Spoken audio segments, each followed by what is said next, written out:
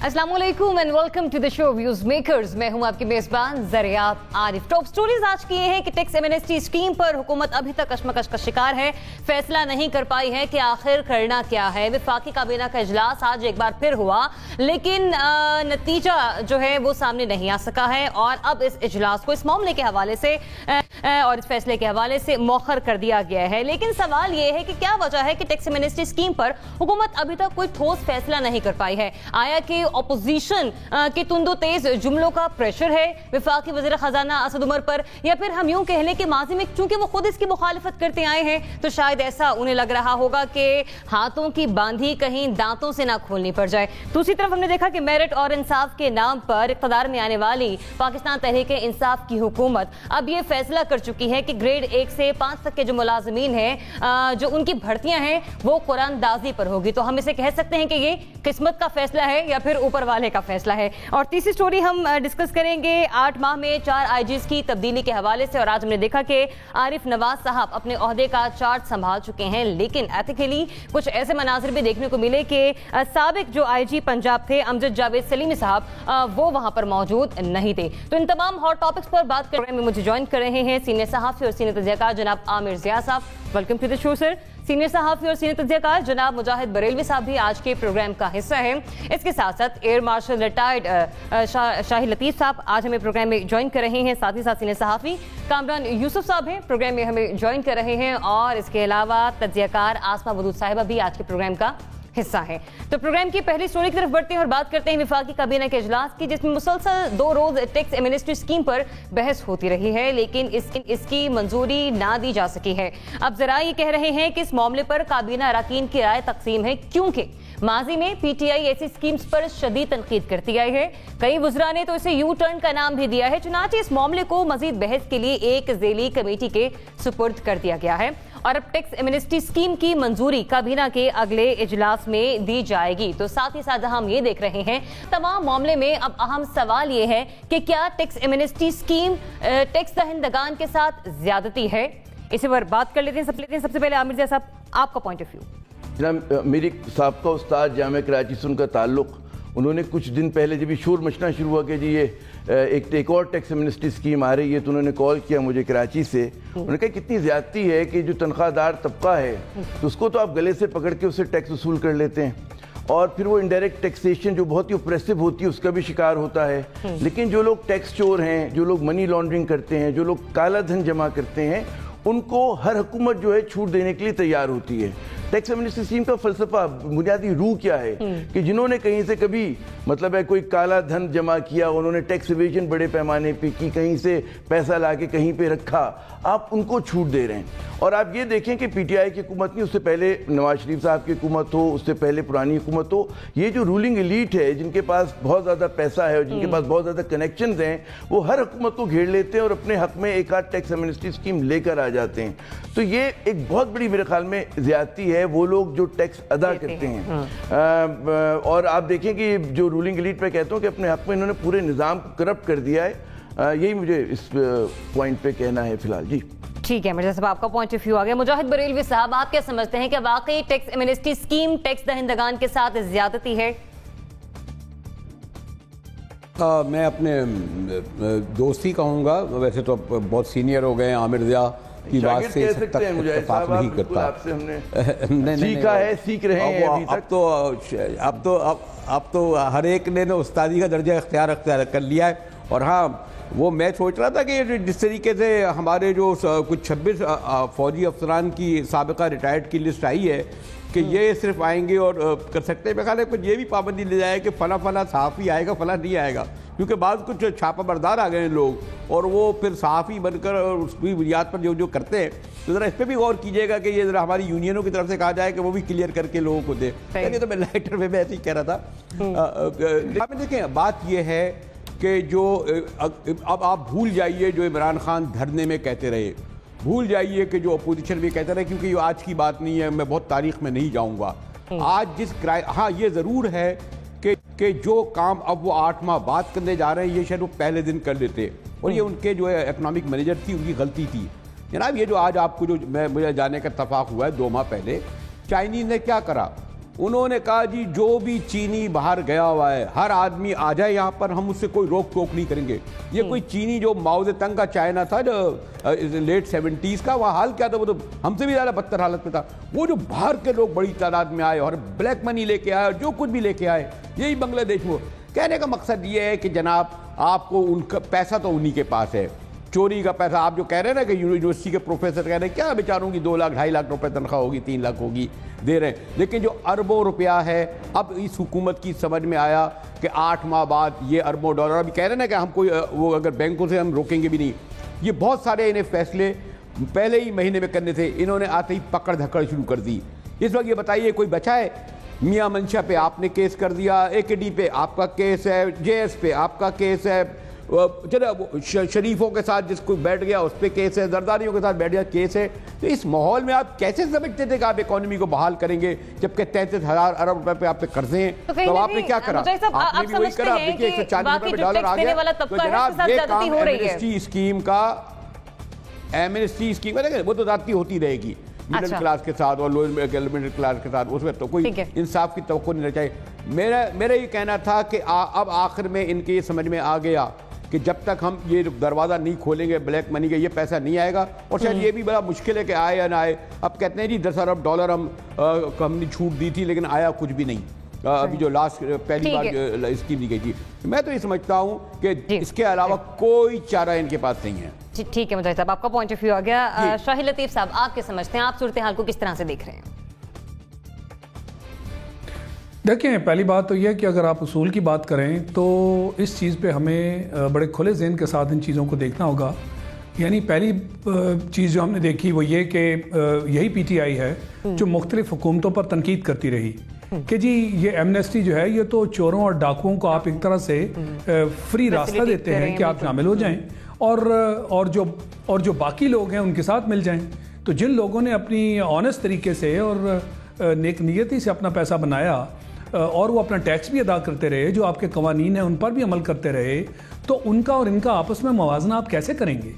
اب آپ آ جائیے پریکٹیکل ایسپیکٹس کی طرف. پوری دنیا میں اگر آپ دیکھیں تو آپ کی جو اکانومی ہے اس میں بلیک اکانومی کا بھی ایک حصہ ہوا کرتا ہے, مگر دیکھنا یہ ہے کہ کیا یہ حکومت سے حکومت پر ڈیپینڈ کرے گا, یا آپ اس کے بارے میں کچھ قوانین بنائیں گے, یا اس کے بارے میں آپ کوئی اسٹریم لائن کریں گے چیز کو. آپ مختلف ممالک کے جو ماڈلز ہیں ان کو دیکھیے, ایسے ہی آپ سیکھتے ہیں نا. تو یہ تو ایک حصہ ہے کہ بلیک اکانومی کو اگر آپ وائٹ کر کے اپنی اکانومی میں بوسٹ کرنا چاہتے ہیں اس کو بھی آپ دیکھیں. یہ دنیا میں ایسے ہے, یہ کوئی انہونی بات نہیں ہے. مگر جو اصل مسئلہ ہے وہ ہے اکانومی کو ٹھیک کرنے کا. کیا جو اکانومی کو ہم نے ٹھیک کرنا ہے وہ اسی طرح تنکوں کا سہارا لے کر ہم ٹھیک کریں گے؟ ہم کتنے کلیے جو ہیں اب تک ان کے بارے میں ذکر ہو چکا, تقریباً 8 مہینے گزر گئے اس حکومت کے, ہمیں سب وہ ٹپس بتا دی گئیں کہ کن چیزوں کے تحت پرائم منسٹر خود جو ہیں کئی ان کی کانفرنسز, پریس کانفرنسز, اس کے اندر وہ انگلیوں پر گنتے ہیں کہ اکانومی ٹھیک کرنے کے طریقے ہیں کیا, کہ انویسٹمنٹ کو ہم ٹھیک کریں گے, باہر سے جو ریمیٹنسز آتے ہیں ان کا ایک صحیح طریقہ کار جو ہے ہم اپنائیں گے, ہم نے ایکسپورٹس کیسے بڑھانی ہے, اس کے لیے آپ کو پیداوار بڑھانی ہے, ہم نے ٹیکسز کلیکٹ کرنے ہیں. وہ خود کہتے تھے کہ 8,000 بلین روپے جو ہے میں ٹیکس کے آپ کو کلیکٹ کر کے دوں گا. جب وہ سب کچھ نہیں ہو رہا اس کا ہمیں جائزہ لینا ہے, یا ہمیں اس طرح ایک شارٹ کٹ کو دیکھتے ہوئے اپنا جو خزانہ ہے اس کو بھرنا ہے؟ کیا یہ ماضی میں سب کچھ ہوا یا نہیں؟ دکھائی دے رہے اس سے اکانومی ٹھیک نہیں ہوئی. جی ٹھیک ہے, تو آپ کا پوائنٹ آف ویو یہ ہے کہ کہیں نہ کہیں زیادتی ہو رہی ہے وہ ان افراد کے ساتھ جو کہ ٹیکس دے رہے ہیں. کامران یوسف صاحب, میرے خیال میں یہ جو ایمنیسٹی اسکیم ہے یہ غیر اخلاقی ہے, یہ غیر قانونی ہے اور غیر آئینی ہے. اس کی بڑی سمپل سی مثال ہے, پاکستان میں اس وقت جو انکم ٹیکس کی سب سے بڑی شرح ہے وہ 25% ہے. شاید عامر ضیاء صاحب ان کی اتنی تنخواہ ہو شاید وہ پے کرتے ہوں, تو اس میں اگر آپ دیکھیں کہ اگر ایک شخص لا ابائڈنگ سٹیزن ہے اور وہ سال سے اپنے ایسٹس ڈکلیئر کرتا ہے, وہ ٹیکس ادا کر رہا ہے, اس کے مقابلے میں ایک ایسا شخص جو سال سے اپنے ایسٹس چھپا رہا ہے, کروڑوں روپے کی جو اس کا ٹیکس بنتا ہے, واجب الادا ہے, وہ نہیں دیتا, اور پھر ایک ایمنیسٹی کے ذریعے وہ 5 یا 10% پیسے دے کر کے اپنا کالا دھن سفید کر لیتا ہے.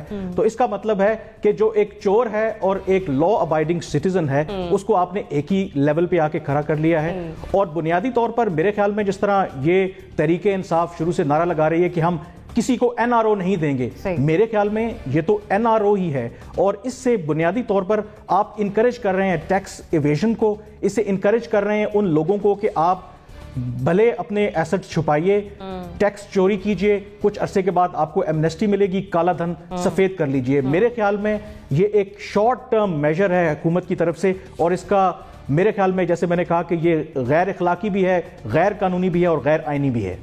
ٹھیک ہے کامران, آپ کا پوائنٹ آف ویو آ گیا. آسما صاحبہ دیکھیں جی, آپ کی اکانومی میں جو بلیک منی ہوتی ہے اس کو وائٹ کرنا یا ٹیکسیبل کرنے کے لیے روٹس دیے جاتے ہیں. اس کو آپ جب تک ایک مین سٹریم میں نہیں لائیں گے مستقبل میں, آپ اسے اس طرح سے اکاؤنٹیبل ٹیکسیبل نہیں کر سکتے. تو یہ پروویژنز مختلف اکانومیز میں مختلف ٹائمز پہ دی گئی ہیں اور دی جاتی رہیں گی. ہم فی الحال بات تو یہ بالکل صحیح ہے کہ آپ ایک موقع دے دیتے ہیں ان لوگوں کو جن کو آپ کو قانون کی زد میں لانا چاہیے, لیکن آپ ان کو ایک اسکیپ روٹ دے دیتے ہیں ایک وقت کے لیے, لیکن اس کے بعد وہ مین سٹریم میں آ جاتے ہیں اور وہاں سے آگے آپ اس معاملے کو لے کے جاتے ہیں, وہ ایک اکانومی کا پروڈکٹیو حصہ بن جاتے ہیں. بقیہ یہ اس وقت جو پی ٹی آئی کے لیے ایک ڈیفیکلٹ بات ہے, کیونکہ وہ خود اس کو بہت کرٹیسائز کر چکے ہیں, اور اس کو اب انہیں ٹیک اپ کرنا it's like hurting their ego. مگر یہ ایک پروگریسو اکانومیز کا حصہ ہوا کرتا ہے. اس کو ہم ایتھیکل بیسس پہ دیکھیں تو یہ واقعی ہے ایک ڈسکریمنیشن ہے ٹیکس پیئر کے ساتھ, مگر یہ اکانومی کو چلانے کے لیے, مین سٹریم میں بلیک منی کو وائٹ کرنے کے لیے اور پھر مین سٹریم میں ٹیکسیبل کرنے کے لیے یہ ایک افیکٹو ٹول رہا ہے اور آگے بھی رہے گا. ٹھیک ہے, اب میں آپ کی رائے سے کیا نتائج نکالوں؟ آپ اسے افیکٹو ٹول کہہ رہی ہیں یا دوسری طرف آپ یہ بھی کہہ رہی ہیں کہ ٹیکس دہندگان کے ساتھ زیادتی ہے؟ یہ ایک افیکٹو ٹول ہے اور یہ رہے گا. اس کو آپ زیادتی بھی کہیے تو یہ استعمال ہوتا رہا ہے, ہوتا رہے گا. ٹھیک ہے اسما صاحب, آپ کا پوائنٹ آف ویو آ گیا. تو سوال یہ تھا کہ کیا ٹیکس ایمنسٹی اسکیم ٹیکس دہندگان کے ساتھ جاتی ہے, تو اس پر ہمارے 4 اینالسٹ کی رائے رکھتے ہیں کہ ہاں ایسا ہے, جبکہ مجاہد بریلوی صاحب کی رائے تھوڑی مختلف ہے. آگے بڑھتے ہیں, بات کریں مملکت ریونیو حماد اظہر صاحب کے, جن کا کہنا ہے کہ گزشتہ دور حکومت کی ٹیکس ایمنسٹی اسکیم میں بیرون ملک پاکستانیوں نے $10 ارب کالے دھن کو سفید کیا, لیکن ہم نے یہ بھی دیکھا ہے کہ اس کا خاطر خواہ فائدہ نہیں ہو سکا ہے. اب سوال یہ ہے کہ کیا ماضی کی ٹیکس ایمنسٹی اسکیمز کامیاب ثابت ہوئی ہیں؟ عامر ضیاء صاحب. جناب, اگر کامیاب ہوتی تو پی ٹی آئی حکومت کو نئی اسکیم لانے کی کیا ضرورت تھی, یا اس کی کامیابی کہ اتنی کامیاب ہوئی کہ بار بار لانا پڑ رہا ہے تاکہ مزید جو کالا دھن جمع کرنے والے ان کو فائدہ ہو. تو میرے خیال میں پی ایم ایل این کی دور حکومت میں 4 مرتبہ ایمنسٹی اسکیم آئی, اور آپ دیکھیں کہ اس سے کوئی معیشت کو فائدہ نہیں ہوا. ہاں یہ ضرور ہوا, یہ جو ہمارے کامران صاحب کہتے ہیں کہ جو ایک غیر اخلاقی انیتھیکل جو بات ہے وہ آپ نے اس چیز کو وہ کر دیا, اس کو الاؤ کر دیا, اور کہتے ہیں نا کہ جرم کرنا جو ہے اس کو آپ نے انڈوز کرنا شروع کر دیا. تو اس میں پھر وہ بیچارے لوگ کہ جو کہتے ہیں نا ہر ماہ ٹیکس دیتے ہیں, اپنی جائیداد ڈکلیئر کرتے, ان کا کیا قصور ہے؟ تو اگر آپ ماضی کے وہ جو ہے نا کہ جی موازنہ کمپیریزن کریں تو میں نہیں سمجھتا کہ اس سے کوئی معیشت کو فائدہ ہوا ہو, اس سے پاکستان کو فائدہ ہوا ہو اور پاکستانیوں کو فائدہ ہوا. اگر ہوا ہے فائدہ تو یقیناً جن لوگوں کو 5-10% دے کر انہوں نے اپنے کہتے ہیں نا کہ بلینز آف روپیز کو یا اس کی جائیداد کو انہوں نے ڈکلیئر وائٹ کر دیا, ان کو ضرور فائدہ ہوا ہے, لیکن ملک و قوم کو فائدہ نہیں ہوا. جی ٹھیک ہے امر صاحب, آپ کی رائے آ گئی. مجاہد بریلوی صاحب, دیکھیں اگر پریکٹیکل بات ہے نا, ایسا کریں, عامر ضیاء صاحب اسلام آباد میں ہوتے ہیں, یہ جو 342 ایم این اے ہیں اور عمران خان کی جو 46 کیبنٹ میں لوگ بیٹھے ہیں, غالباً اس میں میں بہت ہی معذرت کے ساتھ یہ کہوں گا, اس کو کوئی وہ نہیں کروں گا, آدھوں کو تو اس وقت فوراً جیل میں ہونا چاہیے. آپ کی آدھی پارلیمنٹ بالکل صحیح کہہ رہے ہیں, یا ان کے وارنٹ نکلے ہوں گے. آپ جو ہے جناب, یہ جو ان میں کوئی بتا دیجیے, یعنی میرے خیال ہے وہ پارلیمنٹ اسی طرح 4 صوبائی اسمبلی کا اسپیکر اسمبلی اس وقت آپ دیکھیے وہ جیل میں بیٹھا ہوا ہے. یعنی یہ بھی پاکستانی تاریخ میں. تو یہ جو ہم لوگ جو آئیڈیل بات کرتے ہیں, ہم نے بھی عامر ضیاء نے وغیرہ لوگوں نے بڑے رومانس دیکھے تھے انقلاب کے, تبدیلی کے, خاص صاحب نے بھی بڑے فائدے تھے. اب جب کرسی پہ بیٹھے ہیں تو انہیں وہی سب کچھ کرنا پڑ رہا ہے جو ماضی کے حکمراں کرتے رہے. یہ تلخ حقیقت ہے. اور میں کہوں گا نا اگر ایک ایک کو نکالے, ابھی خسرو بختیار کا کھولا نا معاملہ, تو ان کو باہر کرتے, کس کس کے نام لوں, پتہ نہیں کون بریگیڈیئر آ جاتا ہے, کون فلاں آ جاتا ہے. اس میں جو آدھی کیبنٹ تو مشرف, زرداری اور نواز شریفوں کی بیٹھی ہوئی ہے, جن کو عمران خان صاحب چور اور ڈاکو کہتے تھے. اسی طرح 342 ارکان میں یہ جو خان صاحب کو جب پورے نہیں ملے انہیں سیٹیں کرنے کے لیے کن کن لوگوں کو کن کن شرائط پہ لینا پڑا.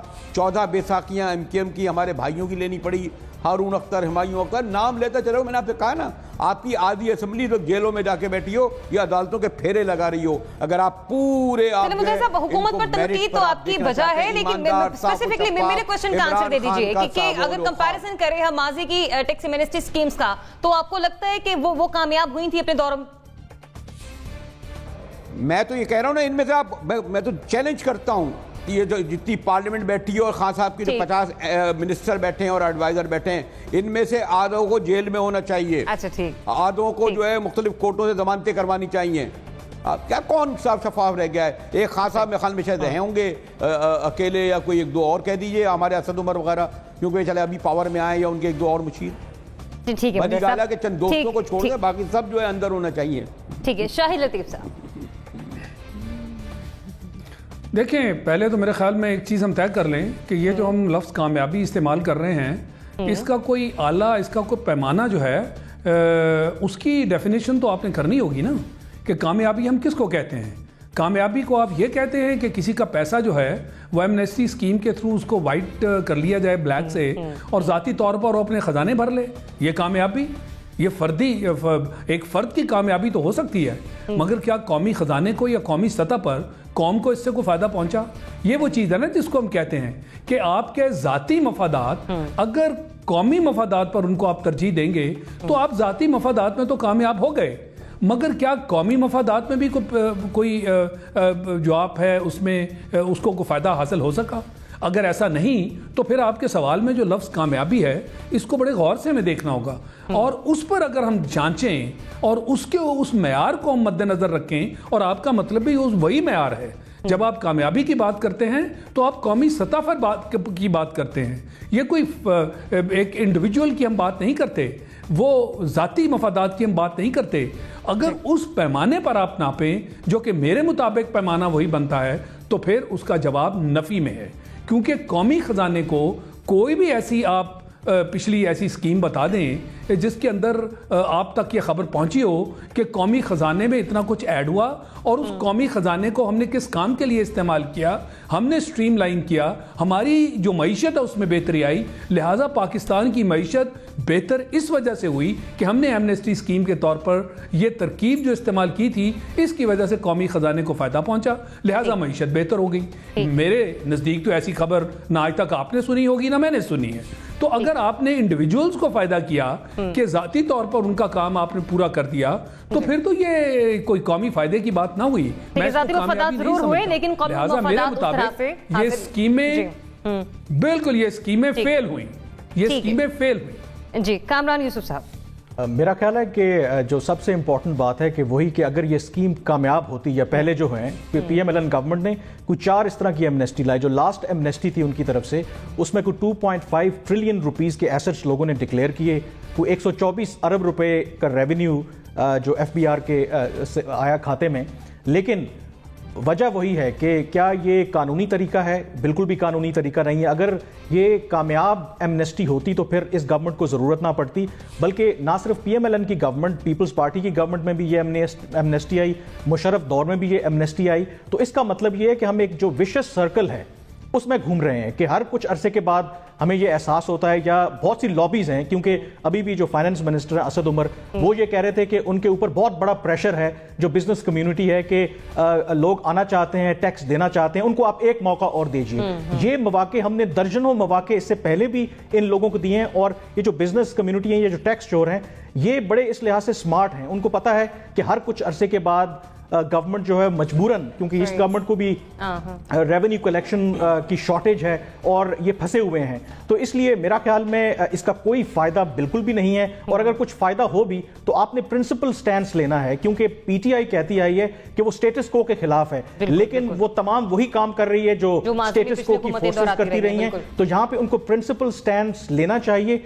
एक मैसेज जाना चाहिए अक्रॉस द बोर्ड कि भले हम मुश्किल वक्त से गुजर रहे हैं, इस तरह की कोई भी एमनेस्टी नहीं मिलेगी। जो टैक्स चोर हैं वो उनको टैक्स नेट में लाएंगे, और अगर वो टैक्स कोई चुरा रहा है तो उसको सजा भी मिलेगी। लाइन का मुझे इजाफा करने दे सिर्फ जी जी जी जी, एक लाइन का इजाफा ये कि प्रिंसिपल स्टैंड ये होना चाहिए, जैसे मैंने पहले ये कहा कि हर एक को वो जो पैमाना है अगर उस पर तोलेंगे तो आधी मिनिस्ट्री और आधी पार्लियामेंट तो रहेगी नहीं इस वक्त। प्रिंसिपल स्टैंड लेना, फिर आप कोई ना इनको कोई तो होना चाहिए ना, होना चाहिए, बिल्कुल होना चाहिए। नहीं है जी ठीक है। आसमा साहिबा, देखिए जी, जैसे मैंने कहा ये ये इकोनॉमी को सस्टेन, आपकी ब्लैक मनी को वाइट करने का एक टूल है, इसे इस्तेमाल किया जाता है, लेकिन ये एक टूल है, ये एक सिस्टम में उसी वक्त आपको फ़ायदा दे सकता है जब आपके प्रोसेसेस प्रोसीजर्स इसको सपोर्ट कर रहे हों। अब आपके प्रोसेस प्रोसीजर्स और सिस्टम में इतने लूप होल्स हैं कि अगर एक बंदा अपने पैसे ब्लैक मनी वाइट कर लेता है, वो उसको मेन स्ट्रीम में ले आता है, वो इन्हीं प्रोसेसेस प्रोसीजर्स को मैनिपुलेट करके उससे दुगना ब्लैक बना देता है। और देन अगेन, जैसे कि मैंने कहा कि वो एक विशियस सर्कल, जैसे कि सर ने कहा कि वो एक विशियस सर्कल कंटिन्यू है। आपको ऐसी स्कीम्स आप अभी जो लेके इससे पहले जो लेके आए हैं मुकम्मल फेलियर रही हैं, अगली दफ़ा अगले 100 भी लेके आएंगे इस सिस्टम में तो वो मुकम्मल फेलियर ही रहेंगी। आपको ऐसी स्कीम से फ़ायदा उठाने के लिए, इस टूल से फ़ायदा उठाने के लिए अपने सिस्टम को फ्लॉलेस या क्लोज टू फ्लॉलेस बनाना पड़ेगा।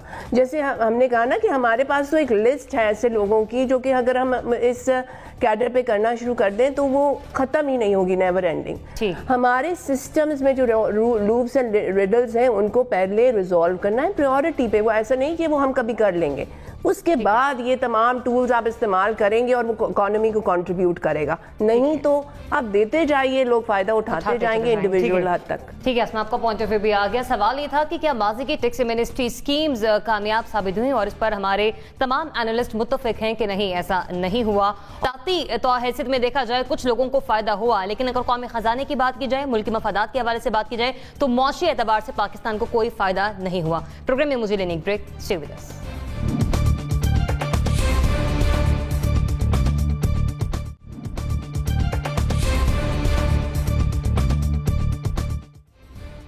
गुज़िश्ता रोज वफाकी वज़ीर इत्तलात और नशरियात फवाद चौधरी साहब ने एक प्रेस कॉन्फ्रेंस की थी वफाकी काबीना के इजलास के बाद और उन्होंने कहा कि माजी में अवामी नुमाइंदों में ग्रेड 1 से ग्रेड 5 तक नौकरियां बांटी जाती थी। अब वफाकी काबीना ने यह फैसला किया है कि आइंदा ये नौकरियां कुरानदाजी के जरिए दी जाएंगी। कुर्सी इख्तदार पर फायज होने से पहले पाकिस्तान तहरीक इंसाफ हमेशा मेरिट की बात करती रही है, लेकिन अब मामला कुछ और है। सवाल यह है कि क्या कुरानदाजी के जरिए नौकरियां बांटना इंसाफ पर मबनी है? बरेलवी साहब, देखिए, एक तो कुरानदाजी मुझे नहीं पता वो उनके क्या जहन में है, लेकिन मसलन कुछ तो उन्हें क्राइटेरिया रखना पड़ेगा ना कि उसकी क्वालिफिकेशन ये हो, उसका तजर्बा। ये थोड़ी है कि कोई छठी पास भी जो है दरख्वास्त दे देगा और एमए भी देगा। तो खैर ऐसा नहीं है, बिल्कुल इतना यानी ठीक है। कितना भी फवाद चौधरी साहब जब ज़्यादा आदमी बोलता है तो फिर बाद वक्त उसमें लॉजिक पिछले दरवाजे से निकल जाती है। तो उन्होंने ये तो कह दिया कुरानदाजी के ज़रिए, शायद ये कहने के मेरिट को कुरानदाजी में ला रहे हैं, लेकिन कोई क्राइटेरिया ज़रूर होगा कि जी इसके लिए कम से कम BA ज़रूर हो, इसके लिए जिसके लिए उसको नौकरी मांग रहे हैं उसका 5 साल का तजर्बा ज़रूर हो। ये थोड़ी है कि आप जो है चीफ कैमरामैन जो है उसको बना देंगे जो बाहर जो है बैठा होता था असिस्टेंट बॉय का, या इसी तरह आमिर ज़िया की जगह आपने ला के बिठा दिया अगर आपको भर्ती करना हो किसी और को। तो मकसद ये है कि उन्होंने क्राइटेरिया ज़रूर रखेंगे, उसमें उनका ये ख्याल है कि कुरानदाजी हो। अगर 400 मुलाजमतें, मैं तो ये समझता हूँ कि अगर आप मेरिट पे रखेंगे ना और 300 मुलाजमतें होंगी तो गालिबन 200 लोग भी दरख्वास्तें नहीं देंगे। तो ये अगर उसका क्राइटेरिया ज़रूर कोई होगा, ये कतई नहीं होगा कि ज़रूरत है किसी PhD के लिए तो 8वीं वाला भी दे देगा और किसी ने MA 3rd डिवीज़न भी दे देगा। तो इस तरह जो मुख्तलिफ पोस्टें निकलेंगी उसका पर्टिकुलर जॉब का तजर्बा कितना है, उसकी उस पर उतना उसको उसमें काम किया है, गालिबन ये ज़रूर उसके साथ ज़रूर होगा। वरना इस तरह का मतलब इतनी अहमक भी अहमक या बेवकूफ़ का मुझे इस्तेमाल तो नहीं करना चाहिए, लेकिन वाकई ये दोनों इस तरह के नहीं हैं। ठीक है मुजाहिद साहब, आपको पॉइंट ऑफ व्यू आ गया। अमर ज़िया साहब, جناب دیکھیں مجاہد صاحب نے بالکل کہتے ہیں نا صحیح درست انہوں نے سوالات اٹھائے کہ ہو سکتا ہے کہ تفصیلات آنا باقی ہوں، لیکن ہم چلیں جو فیس ویلیو پر فواد چودھری صاحب کا بیان ہے اور جو انہوں نے کیبنٹ کی میٹنگ کے بعد دیا، ظاہر ہے کہ کیبنٹ میں ڈسکس ہوا ہوگا. سوری ٹو انٹرپٹ یو، کل انہیں کلیئر کر نہیں دینا چاہیے تھا اگر بات کی ہی تھی تو. میں اسی طرف عرض کر رہا ہوں کہ جو انہوں نے کیبنٹ میں قرعہ اندازی، تو چلیں میں پہلی بات کہوں کہ نئے پاکستان میں کوئی کم از کم پہلی نئی چیز ہوئی ہے کہ نوکریاں قرعہ اندازی پہ ملیں گی، تو اس پہ میرے خیال میں ہم سب کو خوش ہونا چاہیے، تالیاں بجانی چاہیے کہ نیا پاکستان میں کچھ نیا ہونے جا رہا ہے. لیکن بات یہ ہے کہ قرعہ اندازی پہلے کوٹا سسٹم جس طرح میرٹ کا قتل ہوا کرتا تھا، تو قرعہ اندازی بھی جو ہے وہ میرٹ کا جو گلا گھوٹنے کے مترادف ہے. تو آپ کسی بھی طرح سے جسٹیفائی نہیں کر سکتے کہ جی ہم قرعہ اندازی سے دیں گے یا ہم جی کوٹا سسٹم پہ دیں گے. یہ دونوں چیزیں جو ہیں بہت ہی اپریسو اور زیادتی والی چیزیں ہیں. تو نئے پاکستان میں ہونا تو یہ چاہیے تھا کہ جی میرٹ پر ہوگا، اور بالکل صحیح بات ہے کہ کوئی آپ کو کہتے ہیں تعلیمی قابلیت کا وہ کرنا معیار بنانا پڑے گا، ایپٹیٹیوڈ کی بات کرنی پڑے گی، جو بھی کسی نوکری کے لیے ہوتا ہے کہ آپ اپنے گھر میں ڈرائیور بھی رکھتے ہیں تو دیکھتے ہیں کہ لائسنس ہے یا نہیں ہے. لیکن یہاں پر اگر کوٹا ایک زمانے میں ان کے پاس ہوا کرتا تھا، ہمارے لا میکرز کے پاس، تو جس کو ان کا مرضی ہوتی تھی کہ نواز دیا کرتے تھے. تو قرعہ اندازی بھی میرے خیال میں اسی طرح کی ایک فیلڈ اسکیم ثابت ہوگی، اور میرٹ کے اوپر جو ہے یہ بہت بڑا میرے خیال میں جو ہر جگہ پہ جو پی ٹی آئی کے بڑے بڑے وعدے تھے، چاہے وہ ایمنسٹی اسکیم پہ تنقید کے ہوتے تھے، میرٹ کے ہوتے تھے، تو ہم دیکھ رہے ہیں ہر جگہ پہ وہ جو ہے کچھ قلعہ بازی کھا رہی ہے اور جو ہے اپنی سمت کو تبدیل کر رہے ہیں. تو یہ کوئی اتنی خوشائند بات نہیں ہے. جی ٹھیک ہے مرزیا صاحب. شاہد لطیف صاحب، دیکھیں میں یہ سمجھتا ہوں کہ جو بھی سسٹم اس طرح کا ہوگا اس کے اندر وہ انصاف پر مبنی نہیں ہو سکتا. بڑی سیدھی سی بات ہے. آپ سمپل کلاسز میں دیکھ لیجئے، یہ جو ہم ڈویژن کی بات کرتے ہیں، کوئی تھرڈ ڈویژن ہے، کوئی سیکنڈ ڈویژن ہے، کوئی فرسٹ ڈویژن ہے، کوئی ڈسٹنکشن ہے، یہ کیوں ہے؟ اور اس کے لیے بچے محنت کیوں کرتے ہیں؟ وہ اس لیے محنت کرتے ہیں کہ اپنے اچھے نمبروں کے ساتھ، اپنی ڈویژن کے ساتھ جب وہ اپلائی کریں تو انہیں ایک بہتر نگاہ سے دیکھا جائے. اسی طرح پھر اس کے ساتھ جب ہم دیکھتے ہیں کہ نوکریاں لینی ہوتی ہیں تو جس طرف ہم جانا چاہتے ہیں اس میں ہم کورسز وغیرہ کرتے ہیں، جس کو آپ ویلیو ایڈیشن کی بات کرتے ہیں. وہ ہم سے یہ سارا کام کیوں کرتے ہیں؟ کہیں بچے جو ہیں وہ کمپیوٹرائزڈ ایجوکیشن جو ہے اس طرف جاتے ہیں کہ جو میں کل کو جاب لوں گا اس میں مجھے بہتر اس سے فائدہ ملے گا. تو یہ جو آپ قرعہ اندازی کی بات کر رہے ہیں، آپ کیا کہہ رہے ہیں کہ بس وہ چٹیں ڈال دیں کہ فلاں میٹرک پاس ہے، فلاں ایف اے پاس ہے. اب ایف اے پاس میں اتنی کیٹیگریز جس کا میں نے ذکر کر دیا، یا بی اے پاس یا ایم اے میں، تو بس ان کے سب اکٹھے ہو جائیں گے، اس میں کوئی بھی قرعہ اندازی میں آ جائے. تو یہ انصاف پر مبنی نہیں ہے. اس میں کوئی دو رائے نہیں ہونی چاہیے کہ ہم زیادتی کریں گے. اور ابھی جیسے یہ بات ہو رہی تھی، جائز صاحب نے بات کی، کو ہمیں اس کی پوری ڈیٹیلز نہیں پتا. یہ ڈیٹیلز پتا ہونی چاہیے تھی. صرف یہ کہہ دینا جی قرعہ اندازی پر ہم کام کریں گے لہٰذا کسی کے ساتھ زیادتی نہیں ہوگی، یہ زیادتی ہوگی. اگر آپ قرعہ اندازی پہ کریں گے تو یہ مت کہیں کہ ماضی کی طرح زیادتی نہیں ہوگی جس کو چاہا دے دیا. ایسا نہیں ہے. ہاں آپ سسٹم آف میرٹ انٹروڈیوس کریں تاکہ اپنی مرضی پہ نہ ہو کہ جس کو چاہو دے دو. ایک میرٹ کے سسٹم کو لے کر چلیں، مگر قرعہ اندازی والا معاملہ سراسر زیادتی ہے. ٹھیک ہے شاہد لطیف صاحب. آسمہ صاحبہ جی دیکھیے جی، یہ جو اعلان کیا گیا ہے یہ ایچ آر کی ہیومن ریسورس کی تمام اصولوں کے خلاف ہے. اور میرا ایک ریزرویشن جیسے باقی میرے ساتھیوں نے کہا، میں بالکل ایگری کرتی ہوں. دوسرا یہ 1 سے 5 گریڈ تک انہوں نے یہ ٹیبل کرنے کے لیے کہا ہے. دیکھیے جی، میرا یہاں پہ بیٹھ کے بات کرنا اتنی بڑی بات نہیں ہے. مجھے ایک فیملی کی طرف سے پلیٹ فارم ملا، میں نے پڑھائیاں کی سب کچھ. لیکن ایک غریب بندہ جو اپنا نوالا ادا کر کے 5ویں یا میٹرک کرے گا، اس کی قسمت کا فیصلہ اس کی محنت پہ نہیں، ایک قرعہ اندازی پہ رہ جائے. آپ اس کرب کا اندازہ کر سکتے ہیں. یہ تو اگر مطلب کسی لیول پہ بھی غلط ہے، لیکن غریب کے ساتھ تو یہ ایک مذاق ہو کے رہ گیا نا. آپ میرٹ لائیں، آپ سکل ڈیولپمنٹ لائیں، آپ ان کے لیے اپرچونٹیز پیدا کریں تاکہ وہ ایک بیٹر لائف کر سکیں. اب اس ایک قرعہ اندازی پہ ایک بندے کی زندگی، ایک پورے خاندان کی زندگی آپ ڈیپینڈ کر دیں گے اور آپ کہیں گے کہ انصاف ہو گیا. یہ کہاں کا انصاف ہے؟ جب ایک چیز اویلیبل ہے، ایک میرٹ سسٹم اویلیبل ہے، لوگ محنت کرتے ہیں، پوری زندگیاں لگاتے ہیں ان کے لیے، تو وہ میٹرک بھی بہت بڑی اچیومنٹ ہوتی ہے جو کہ یہ بعض اوقات مزدوریاں کر کے ساتھ کرتے ہیں. تو ان کے ساتھ یہ مذاق نہیں کیجیے. پراپر میرٹ پہ سب کو ایویلیٹ کیجیے، اسکل ڈیولپمنٹ پہ فوکس کریں تاکہ ان لوگوں کا کچھ بن سکے. ٹھیک ہے اسما صاحب، آپ کو پہنچ بھی آ گیا اور آپ یہ کہنے کہ واقعی انصاف نہیں ہو رہا اسپیشل ان لوگوں کے ساتھ جو کہ میرٹ پر آگے آتے ہیں اور پڑھائیاں کرتے ہیں لیکن ان کے منہ کا نوالا اگر قرآن اندازی کی بیس پر ہوگا تو یہ غلط ہوگا. کامران صاحب آپ کس رائے کا اظہار کریں گے؟ اچھا میں ذرا تھوڑا سا ان پاپولر پرسپیکٹو لوں گا یہاں پہ. ایک تو اس ایشو کو سمجھنے کی ضرورت ہے. نمبر یہ کہ اپریشیٹ کرنا چاہیے جو کیبنٹ نے فیصلہ کیا یہ کوٹا سسٹم ہے، کیونکہ اس سے پہلے کیا ہوتا تھا کہ گریڈ 1 سے لے کر 5 تک جو ایم این ایز ہیں یا ایم پی ایز ہیں ان کے پاس ایک مخصوص کوٹا تھا، وہ اس کوٹے پر اپنے لوگوں کو بھرتی کروا سکتے تھے. یہ بالکل ڈسکریمنیشن تھی، نا انصافی تھی، کیونکہ ہر کسی کا ایکسس یا رسائی ایم این اے یا ایم پی اے تک نہیں ہوتی. ایک انہوں نے یہ ختم کیا، یہ بہت اچھا فیصلہ ہے. دوسرا جو فیصلہ ہے گریڈ 1 سے 5 تک کی بھرتیوں کی بات ہو رہی ہے. اب گریڈ 1 سے لے کر 5 تک عموماً یا تو آپ آفس بوائے یا اس طرح کی جابز ہوتی ہیں. اب اس میں جو سب سے بڑا پرابلم ہے اگر آپ میرٹ بناتے ہیں تو میرٹ کیا بنائیں گے؟ منیمم کوالیفیکیشن یقیناً آپ رکھیں گے اور اس کے اندر خدشہ یہی ہے کہ اگر آپ میرٹ ایک بناتے ہیں کہ چلے میرٹ بنا لیتے ہیں تو اس کے اندر یہ خدشہ موجود ہے کہ پھر سے وہ ایم این ایز، وہ ایم پی ایز، وہ منسٹرز انفلوئنس کر سکتے ہیں اس سسٹم کو بھی.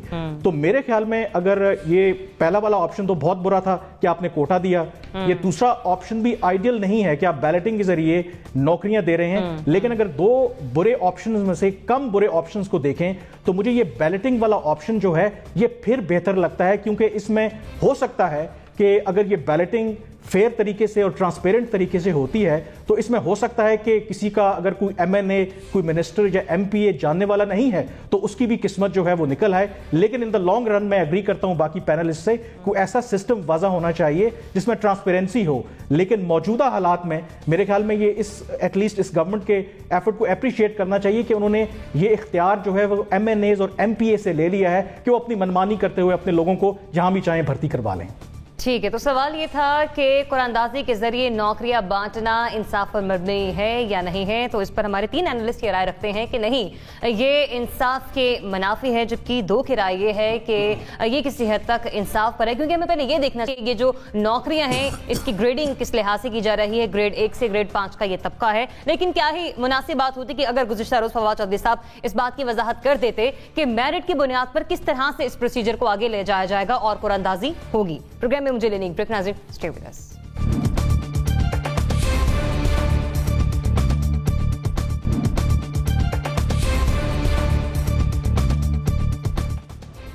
پی ٹی آئی حکومت کے 8 ماہ کے دوران ہم نے دیکھا ہے کہ پاکستان کے سب سے بڑے صوبے میں پولیس کے 4 آئی جیز تبدیل ہو چکے ہیں. آئی جی پنجاب امجد جاوید سلیمی اس تبدیلی کا تازہ ترین شکار بنے ہیں. انہیں صوبے کی پولیس کے سربراہی سے ہٹا دیا گیا ہے اور اب ان کی جگہ کیپٹن ریٹائرڈ عارف نواز صاحب کو لایا گیا ہے. اس تمام تر ہلچل نے افواہوں کا بازار جہاں گرم کر رکھا ہے، وہیں پر بعض باخبر حلقوں کا یہ دعویٰ ہے کہ نیب کے ہاتھوں حمزہ شہباز کی گرفتاری کی کوششوں میں پولیس کا غیر متحرک کردار اس کا باعث بنا ہے. تجزیہ کاروں کے خیال میں پنجاب میں اختیار کے 1 سے زیادہ مراکز کی وجہ سے بیوروکریسی کام نہیں کر پا رہی. یہاں سوال یہ پیدا ہوتا ہے کہ پنجاب میں 8 ماہ کے دوران 4تھا آئی جی، کیا یہ سیاسی مداخلت ہے یا نہیں؟ شاہد لطیف صاحب دیکھیں، اس سے کیا چیز ظاہر ہوئی؟ اس سے یہ ظاہر ہوا کہ پی ٹی آئی کی جو حکومت ہے اگر 8 مہینوں میں وہ 4 آئی جی، مین جو آپ کا پنجاب صوبہ ہے جس کی آبادی تقریباً آدھے ملک کے برابر ہے اور وہاں پہ آپ کو باقاعدہ بڑے سٹرونگ قسم کے پولیس آفیسرز چاہیے. اور پولیس کا محکمہ ہم یہ بھی دیکھ رہے ہیں کہ پولیس کے محکمہ جو کہ آپ کی سیکیورٹی کا سب سے بڑا انچارج ہے اس کی حالت زار کیا ہے. ہم نے نیشنل ایکشن پلان میں بار بار ذکر کیا کہ پولیس کے محکمے کو اصلاحات کی ضرورت ہے. اور اگر یہ اس کا حال ہے کہ جو آپ ٹاپ لیول پہ آئی جی ایک پنجاب کے صوبے میں بٹھاتے ہیں وہ 8 مہینے میں آپ نے 4 مرتبہ ان کو بدل دیا، تو یہ آپ کے حالات میں کیا، آپ کے ہاتھ میں کیا یہ چیزیں ہیں؟ یعنی ناصر درانی صاحب آپ کو یاد ہوگا کہ ان کو کے پی سے اسپیشلی پنجاب بلایا گیا تھا کہ وہاں ایک ماڈل سسٹم سیٹ کریں گے، کیونکہ کے پی میں پولیس کا بہت بول بالا تھا اور کہا گیا تھا جی کہ وہاں بہت ساری تبدیلیاں کی گئی ہیں جس کے خاطر خواہ نتائج بھی آئے ہیں اور اس میں فوائد بھی حاصل ہوئے ہیں. تو ان کو اس بنا پر یہاں لایا گیا تھا. اور جو ہی ہم نے جہاں دیکھا پنجاب میں ابھی 2 یا 3 مہینے شاید گزرے ہوں گے، ناصر درانی صاحب اپنا استعفیٰ دے کر چلے گئے. ان کو اس سے کیا ظاہر ہوا کہ ایک طرف انہوں نے فرض کریں اگر کام کیا تھا اسے سراہا گیا تھا، یہاں انہیں نہیں رکنے دیا گیا. یہی کہہ سکتے ہیں نا، ایک آدمی جو ٹیسٹڈ ہے، جس نے ایک اعلیٰ کام کیا اور اس کی بنا پر اسے ایک نئے صوبے میں لایا گیا تو وہ ان کو جانا پڑا, استعفیٰ دے کر چلے گئے.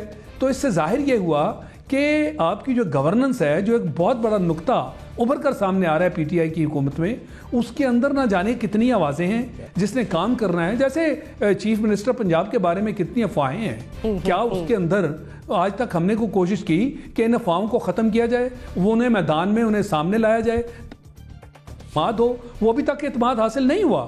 تو یہی مسئلہ آئی جیز کے ساتھ ہو رہا ہے. شاید ان کو ابھی پنجاب کے بارے میں مختلف قیادتوں کی بات ہو رہی ہے کہ جی دھڑے بن گئے ہیں, کوئی کہیں سے قیادت کرنے کی کوشش کر رہا ہے, کوئی کہیں سے کوشش کر رہا ہے. تو میں کہہ رہا ہوں یہ سارے کا سارا معاملہ اس وجہ سے گڑبڑ ہو گیا ہے کہ شاید آئی جی جو ہیں ان کو بھی نہیں پتا کہ ان کو اصل میں کنٹرول کون کر رہا ہے. وہ کمانڈ اگر کہیں غلط جگہ سے لیتے ہیں, غلط کام ہوتا ہے. تو سب سے بڑی بات یہ ہے, یہ ایسے ہی ہے جیسے آپ نے لاہور میں دیکھا کہ جب بھی پچھلی حکومت کے زمانے میں معاملہ غلط ہوتا تھا تو پولیس کے کسی افسر کو پکڑیں اور اس کو اسکیپ گوٹ بنا دیں.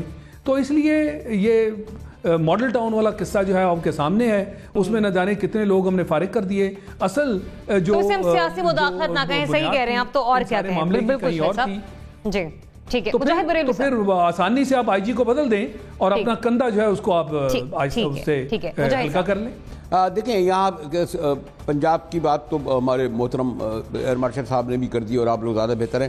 سندھ میں صورتحال اس سے زیادہ گھمبیر اور سنگین ہے. یہاں پچھلا آپ کو علم ہے کہ اے ڈی خواجہ صاحب تھے, ان کی پورے وقت جو ہے وہ ہمارے چیف منسٹر صاحب سے نہیں بنی اور پیرالل چلتے رہے. آج بھی آپ نے دلچسپ صورتحال دیکھی ہوگی کہ ایک طرف آئی جی سندھ جو ہے پریس کانفرنس کر رہے تھے کلیم امام, دوسری طرف چیف منسٹر سندھ کر رہے تھے پریس کانفرنس, اور وہی موضوع پولیس کی کارکردگی میں تھا. اور آپ نے دیکھا ایک میخانے غالباً پچھلے ایک ماہ میں اور خاص طور پہ 4 دن میں 4 بچے جو ہیں وہ ان پولیس کی غفلت کے سبب وہ ہلاک ہوئے. گولیاں چل جاتی ہیں, کن نااہلوں کو انہوں نے بندوقیں جیسی خطرناک چیز دے دی ہے. اسپتالوں کا برا حال ہے. اور وہ جو آپ اصلاحات وغیرہ کیا آپ, میں جس طرح سوری ٹو سے جس طرح میں کہتا ہوں نا, یہ جو ہمارے الیکٹڈ جو ہے M P A M N A پتہ نہیں اپنے گھرانوں کے سبب اپنی دولت کے سبب بیٹھے ہیں. یہاں پر سندھ ہو یا مجھے پنجاب کا اتنا نہیں, لیکن میں دعوے سے کہہ سکتا ہوں کہ 60% جو نچلے سطح پہ بھرتیاں صرف اور صرف سفارش پہ ہیں. ابھی بھی وہی چل رہا ہے. جیسے ہی M P A M N A آتا ہے کہتا ہے مجھے اپنا ایس ایچ او چاہیے, اپنا ایس پی چاہیے, اور چھوٹے سطح پر جو ہے وہ ڈی آئی جی تک بات آ جاتی ہے. اب اس وقت پیرالل سسٹم چل رہا ہے. آئی جی جو ہے وہ ہمارے چیف منسٹر کی بات نہیں سن رہے. چیف منسٹر کے جب وہ کہتے ہیں ٹھٹا میں کہ جناب وہاں پر گڑبڑ ہو رہی ہے, وہاں لا اینڈ آرڈر درست نہیں ہے, تو وہ کہتا ہے جی میں پہلے آئی جی سے پوچھوں گا. تو اس حوالے سے بھی میں سمجھتا ہوں بڑی صورتحال سندھ میں بھی پنجاب سے بلکہ زیادہ بدتر کہوں گا. ٹھیک ہے, تو سیاسی مداخلت چاہے کوئی بھی صوبہ ہو کہیں نہ کہیں ضرور ہوتی ہوئی دکھائی دے رہی ہے. عامر ضیاء صاحب, یہ پنجاب کی پہلے بات کریں اگر تو میں کہوں گا کہ یہ بھی نئے پاکستان کے لیے ایک برا شگون ہے کہ ایک اوسط جو آئی جی کا ٹرم دیکھ رہے ہیں وہ 2 ماہ کی ہے. اگر ہائیسٹ لیول پہ پولیس کا یہ حال ہے افسران کا, تو ایس ایچ او لیول پہ کیا ہوگا. تو مجھے پھر سندھ کا اوسط یاد آتا ہے کہ وہاں پر 1-1.5 ماہ ہوا کرتی ہے کہ کوئی انسپیکٹر آتا ہے بڑی مشکل سے سفارش کر کے رشوت دے کر, تو بیچارہ وہ 1-1.5-2 ماہ میں فارغ ہو جاتا ہے. تو بات یہ کہ اصل جو بنیادی ہے کہ آپ پہلے پرنسپل طے کر لیں کہ پولیس کو آزاد ہونا چاہیے, خود مختار ہونا چاہیے, اور سیاسی جو ہے اثر و نفوذ سے پاک ہونا چاہیے. یہ مقصد ہو کسی بھی نئے پاکستان کی پولیس کو کے ڈھانچے کو کھڑا کرنے کا. اچھا, امید یہی تھی کہ عمران خان صاحب آئیں گے تو اسی کہتے ہیں نا جانب وہ پیش رفت کریں گے, قدم بڑھائیں گے, لیکن ہم دیکھتے ہیں کہ مایوسی ہوئی کہ اسی طرح پولیس کو جو ہے سیاسی مقاصد کے لیے استعمال کیا جا رہا ہے. بات یہ کہ فکس ٹرم ہونی چاہیے بڑے افسران کی, اور جب تک ان پہ تو نئے اہلی کا کوئی آپ چارج شیٹ کریں, ان پہ کوئی کرپشن کا الزام ہو تو آپ ان کا ٹرانسفر کر دیں 2 سال 3 سال سے پہلے, جو بھی ان کے فکس میں آتے, جس طرح پاک آرمی میں ہوتا ہے, کسی بھی اور اچھے محکمے میں ہوتا ہے کہ جناب آپ آتے ہیں, آپ کو پتہ ہے افسر کو کہ اب 2-3 سال اسے کوئی چھیڑے گا نہیں, اور اس کو کہتے ہیں نا قانون کے مطابق کام کرنا ہے, اس کو سی ایم کے حکم کے مطابق کام نہیں کرنا. سندھ میں جو ہے صورتحال مجاہد صاحب نے بالکل صحیح کہا کہ وہاں تو اتنی بری حالت ہے, جس طرح سے سندھ گورنمنٹ مداخلت کرتی تھی اور جس طرح سے وہ کہتے ہیں نا ایک باندھی بنا کے رکھنا چاہتے ہیں اپنی پولیس کو اور ایس ایچ او کو اور ایس ایس پی کو اور ڈی ایس پی کو, تو وہاں پر پھر خدا کا شکر تھوڑا سا جو سٹینڈ لیا وہ عدلیہ نے سپورٹ کیا, اور لیکن وہاں پہ سلوشن پھر بھی نہیں آیا. بات اصل میں باٹم لائن یہ ہے کہ پورے ملک کی پولیس کو ایک تو یکساں ان کا ایک کہتے ہیں نظام ہونا چاہیے, ریفارمز ہونے چاہیے, اور اب تک جو ہم کلونیل ایرا کے اس سے چلا رہے ہیں ہیں, 1800 پتہ نہیں 79 کا قانون ہے یا کب کا قانون ہے, کانسٹیبلری کا برٹش, اس کے تحت آپ نے اگر پولیس کو سندھ میں استوار کیا اور پنجاب میں بھی اس کی نقل کر رہے ہیں تو یہ معاملہ چلنے والا نہیں ہے. پولیس جو ہے اس کو عوام دوست ہونا چاہیے, اور جب پولیس کا کوئی وردی میں شخص کو دیکھے تو ایک عام شہری سمجھے کہ ہمارا محافظ آ گیا. آپ تو پولیس کے عوام دوست کے ہونے کی بات کر رہے ہیں, لیکن پولیس میں اب خود ایک عجیب سے ماحول آج ہم نے پیدا ہوتے ہوئے دیکھا کہ جو سابق آئی جی تھے وہ تو آج کی حلف برداری کی تقریب میں شریک بھی نہ ہوئے. کامران یوسف صاحب, میرے خیال میں 100% سیاسی مداخلت تو اپنی جگہ پہ موجود ہے, لیکن یہ ریفلیکشن بھی ہے کہ اس وقت پنجاب کے جو معاملات ہیں وہ کس طرح سے چل رہے ہیں. اور یہ جو آئی جی پنجاب کی تبدیلی ہے, اس کا جو تانا بانا ہے وہ گزشتہ ہفتے جب وزیر اعظم عمران خان صاحب لاہور گئے تو وہاں پہ چیف منسٹر بزدار صاحب نے ان سے گلہ کیا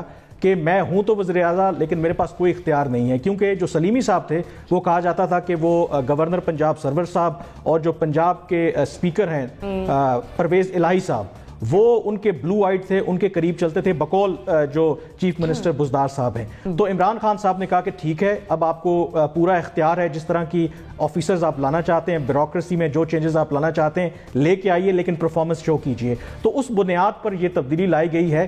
لیکن ساتھ ہی جب چند گھنٹے پہلے جب یہ تبدیلی لائی گئی تو چیف منسٹر بزدار صاحب نے ایک بیان دیا کہ جو بھی بیوروکریسی ہے, جو بھی آفیسرز ہیں, ان کو جو طریقے انصاف کی حکومت ہے ان کی توقعات کے حساب سے کام کرنا پڑے گا, جو نہیں کرے گا وہ گھر جائے گا. یہ جو سٹیٹمنٹ ہے انہیرنٹلی غیر قانونی ہے, کیونکہ جو بھی آفیسر اپنی جگہ پہ بیٹھا ہے وہ آئین اور قانون کے تابع ہے, کسی حکومت کے تابع نہیں ہے. اور یہی بیانیہ وزیر اعظم عمران خان صاحب جب ڈی چوک پہ کنٹینر پہ ہوا کرتے تھے تو پولیس افسران کو یہی کیا کرتے تھے کہ آپ پی ایم ایل این کی حکومت کا کوئی بھی غیر قانونی حکم مت مانیے. لیکن اب لگتا یہ ہے کہ جو ڈیسپریشن ہے وہ تحریک انصاف کی وفاق میں بھی پنجاب میں بڑھ رہی ہے اور اس طرح کے سٹیپس لے رہے ہیں. ٹھیک ہے آسمہ صاحبہ. دیکھیں جی, یہ تو پولیس ریفارمز تو ان کی ان بیسک وعدوں میں سے تھیں جو پی ٹی آئی نے کی ہے, مگر وہ پنجاب کی گورننس کمپلیکسٹیز کی وجہ سے اس میں شدید ناکام رہے. اس طریقے سے کسی معاملے کا حل نہیں ہوگا, یہ معاملہ بڑھتا چلا جائے گا جب تک اس کو ایڈریس نہیں کیا جائے گا. یہ بہت کمپلیکیٹڈ پروسیس ہے, مگر یہ اسینشل ہے, اسے کرنا پڑے گا, تبدیلیاں کر کے, یہ for the time being adjustments کر کے. اس سے کوئی فائدہ نہیں ہوگا. یہ جیسے ایک multi dimensional power central governance ہو رہی ہے, اس سے معاملہ اور کنفیوزنگ اور چیلنجنگ ہوتا جائے گا. اس کو پولیس ریفارمز کو پریورٹی پہ کرنا ضروری ہے. کمپلیکسٹیز آئیں گی, اسے اوور کم کرنا چاہیے. ٹھیک ہے, تو سوال میرا یہ تھا کہ پنجاب میں 8 ماہ کے دوران چوتھا آئی جی تبدیل ہو گیا ہے, تو کیا یہ سیاسی مداخلت ہے یا نہیں؟ اور ہمارے تمام اینالسٹ متفق رائے رکھتے ہیں اور سمجھتے ہیں کہ ہاں سیاسی مداخلت ہو رہی ہے اور سسٹم اس سے متاثر ہو رہا ہے. اسی کے ساتھ ہی پروگرام نیوز میکر سے مجھے دیجیے اجازت. اللہ حافظ.